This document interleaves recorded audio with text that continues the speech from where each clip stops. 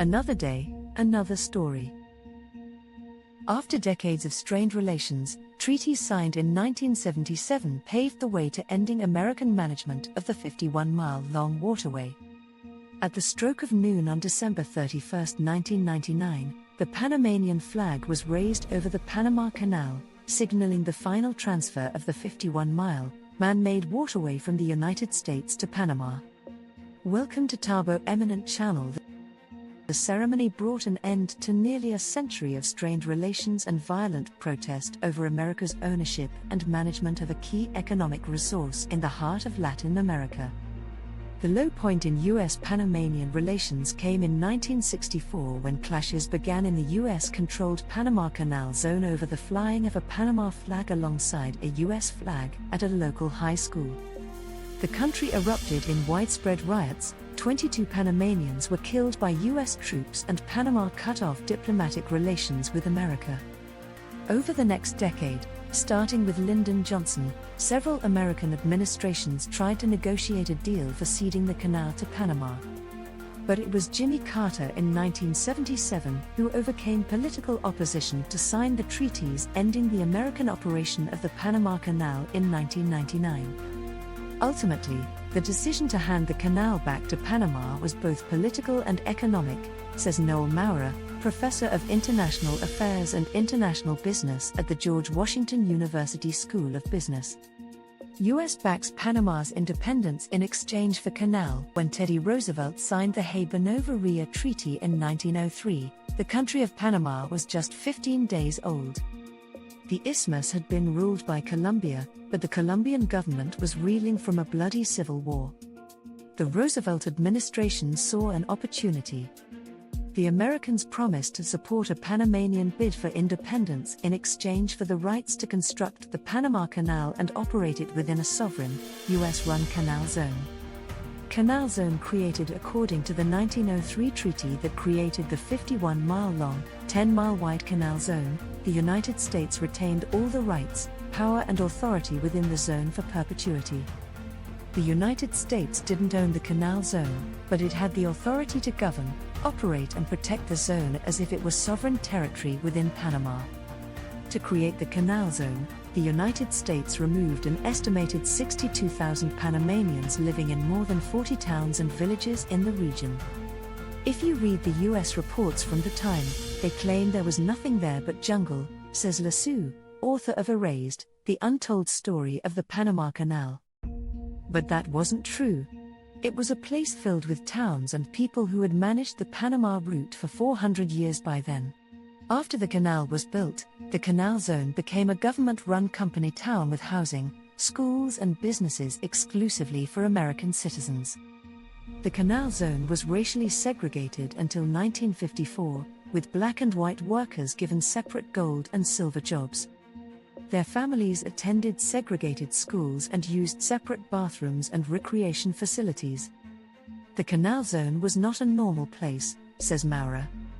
It was essentially run like a giant military base, but also like a socialist enterprise. Everything was operated by the U.S. government, even franchises like McDonald's. The American residents of the canal zone were known as Zonians. Families worked and lived in the zone for generations, and many Zonians developed a distrust and even antipathy toward Panamanians, who weren't allowed to enter the canal zone unless they worked there. For the average Panamanian, the bad feelings were mutual. Deadly fights over the flag in the 1950s, the Panamanian government brought a long list of complaints to the Eisenhower administration. Panamanian workers were being paid less for the same canal jobs, foreign goods were being imported and sold in the canal zone in ways that hurt the Panamanian economy, and the American military presence in the canal zone often felt like a police state.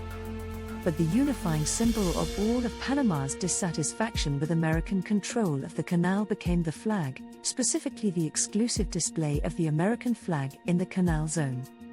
In 1959, there were anti-American riots in Panama City over America's refusal to fly the Panamanian flag in the canal zone. The Eisenhower administration responded with a plan to improve economic conditions in Panama, and it also designated a single location within the canal zone where the American and Panamanian flags would be flown side by side. In 1963, John F. Kennedy went further and signed an executive order stating that both the American and Panamanian flags should be flown at all non-military sites in the Canal Zone, including schools. But many Zonians defied the order, including the students at Balboa High School in the Canal Zone.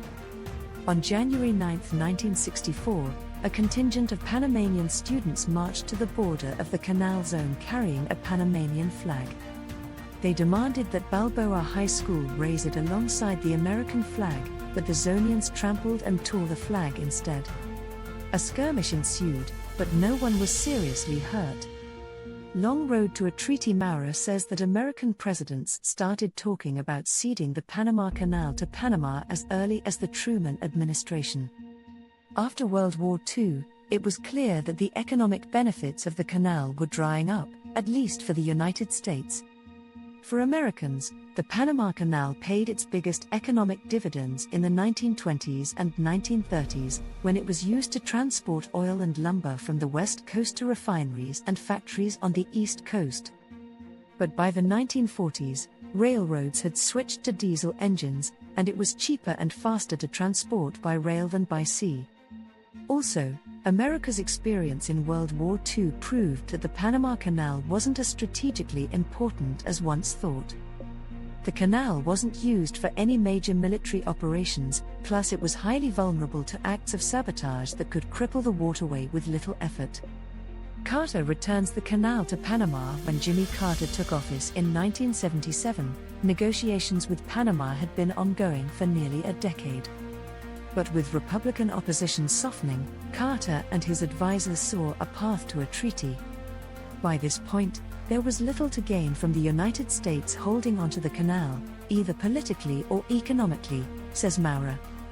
The Soviets cited U.S. control of the canal as an example of American imperialism.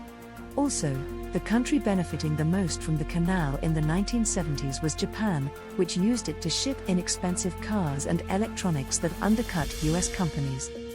In 1977, Carter signed 2 treaties with Panama that created a framework for handing over the canal. First, the Neutrality Treaty gave the U.S. military the right to defend the Panama Canal if there is ever a threat to its neutrality. Second, the Panama Canal Treaty stated that the Canal Zone would officially be dissolved on October 1, 1979, and that the canal itself would be turned over to Panama on December 31, 1999. It was an enormous time of celebration in Panama, says Lassou. Not only the signing, which was very important, but also in 1979 when Panamanians could finally enter the Canal Zone freely. It was also a big moment for all of Latin America because it was seen as the end of the last colony in Latin America. From 1979 to 1999, both American and Panamanian flags flew at all civilian and military outposts while the two countries worked together to assure a smooth transition. When the administration of the canal switched from American to Panamanian, it wasn't a sudden change, says Lassou. It was designed to be a very slow, careful process that ensured that the Panama Canal would continue to function without any problems like it has for the past 25 years. Thanks for watching. Request you to subscribe the channel.